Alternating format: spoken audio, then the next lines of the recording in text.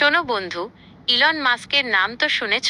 ছোটবেলায় বইয়ের পোকা ছিল সে, স্বপ্ন দেখত মঙ্গল গ্রহে পাড়ি দেওয়ার। সবাই তাকে পাগল ভাবত, বলতো এসব শুধু গল্পে হয়।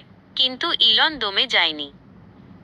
নিজের স্বপ্নকে সত্যি করার জন্য দিন রাত পরিশ্রম করেছে। কত বাধা, কত সমস্যা। রকেট বানাতে গিয়ে কতবার ব্যর্থ হয়েছে, কিন্তু প্রতিবার আরো শক্তিশালী হয়ে ফিরে এসেছে। আজ সে শুধু মঙ্গল গ্রহে যাওয়ার স্বপ্ন দেখাচ্ছে না, ইলেকট্রিক গাড়ি আর সৌর বিদ্যুৎ নিয়েও কাজ করছে।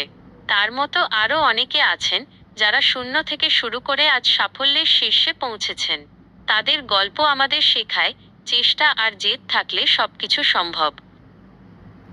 আর যখন তুমি সফল হবে, তখন মনে রাখবে এই পথটা সহজ ছিল না, কিন্তু তুমি পেরেছো।